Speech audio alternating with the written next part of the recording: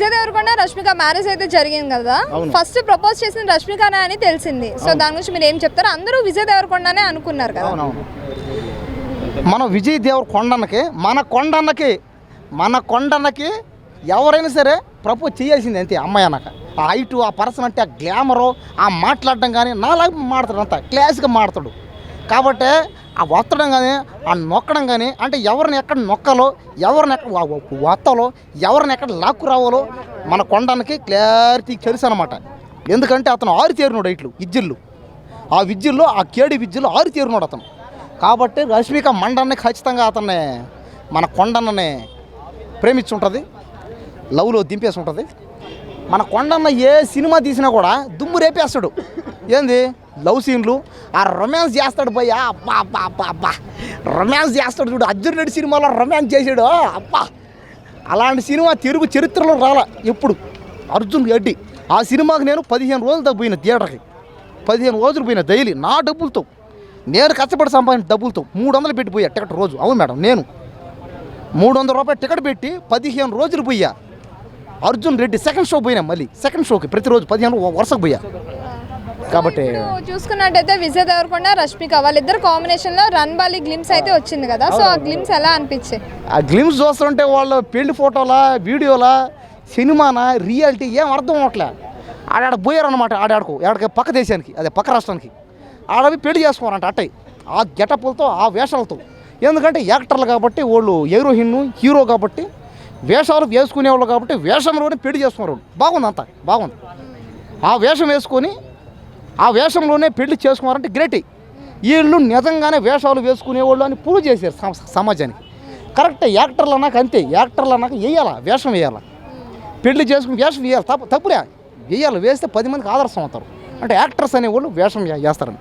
కానీ పెళ్ళైన వెంటనే వాళ్ళ సొంత ఊరికి పోయి ఆ పల్లెటూరులో పోయి డబ్బులు ఇచ్చాడంట అందరికీ, చదువుకునే పిల్లలందరికీ.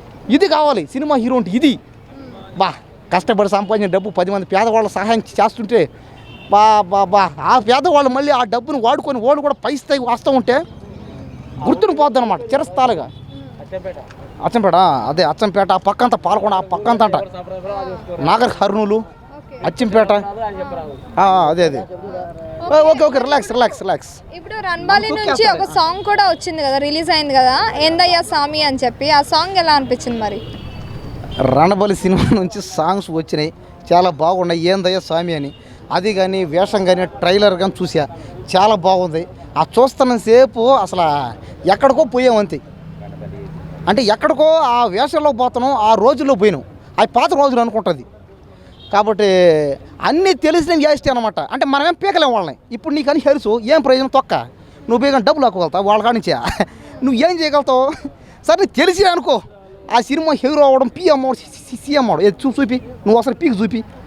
కాబట్టి వాళ్ళ గురించి తెలుసుకున్నా మనం ఏమి చేయలేం. సినిమా చూసి ఆదరించాల్సింది తప్ప నువ్వు పోయి నేనే యాక్టర్ని అయిపోతా, హీరోని అవుతా, విజయ్ దేవరకొండ తొక్కేస్తా, నేను స్టార్ని అవుతా అంటే నీ వల్ల కాదు. చేసి చూపించాలి.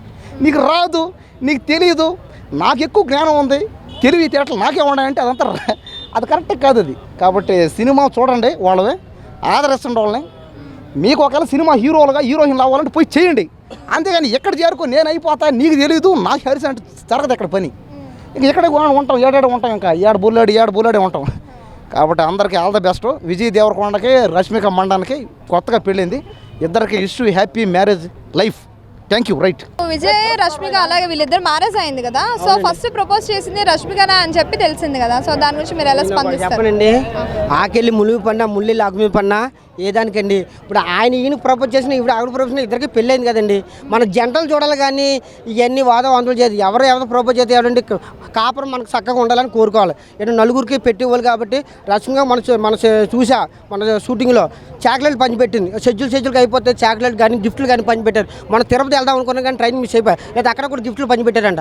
ఏంటంటే అలాంటి వాళ్ళు మనం ఎంకరేజ్ చేయాలి. కానీ నువ్వు ప్రపోజ్ చేసావా అంటే పుల్లలు పెట్టడం, ఏంటంటే ఒక కాపురాన్ని ఎడగొట్టడం ముందు నుంచి ప్లానింగ్, ఇదంతా వద్దు. మనకు కలిసి ఉండాలి. ఇప్పుడు ఏంటంటే ఇప్పుడు హీరోలన్నా ఎవరైనా పెళ్లి చేసుకొని మన ఆనందపడాలి. కానీ ఇంకా బుల్లి హీరో పడతాడు అంతేగాని ఇది ప్రపోజ్ చేసాం, అది ప్రపోజ్ చేసాం, లేదా ఆడి ముందు ప్రపోజ్ చేసాం, లేదా ఆడేళ్ళు బస్ స్టాండ్కి వెళ్ళాడు, ఇవన్నీ వద్దు. మనకి కాపురం బాగుందా లేదా అది కావాలి అది. అంతేగాని ఇప్పుడే పొలాలు పెడుతుంటే మీరు ఏంట్రా బాబు ఎక్కడున్నారా మీరు ఇప్పుడికే పొలాలు పెడుతున్నారు. ఇప్పుడు చాలా వరకు విజయ్ దేవరకొండనే రష్మికకు ప్రపోజ్ చేశారు అని ఇప్పటి వరకు అందరూ అనుకున్నారు కదా.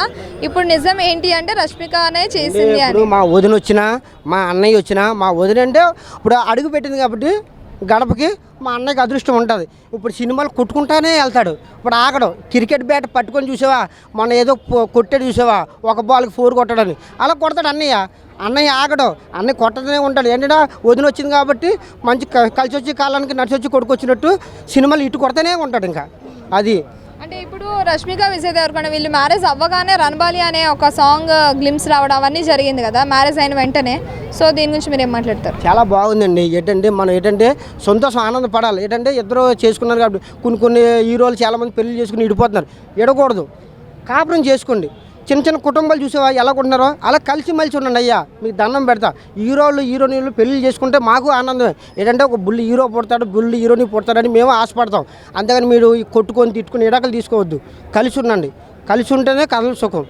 ఓకేనా? రేషన్ కార్డు వస్తుంది, బియ్యం వస్తాయి, అన్నీ వస్తాయి. అది వాళ్ళిద్దరు కాంబినేషన్లో మూవీ వస్తుందని చెప్పి మీరు ఎక్స్పెక్ట్ చేశారా మ్యారేజ్ అయిన వెంటనే? అవునండి.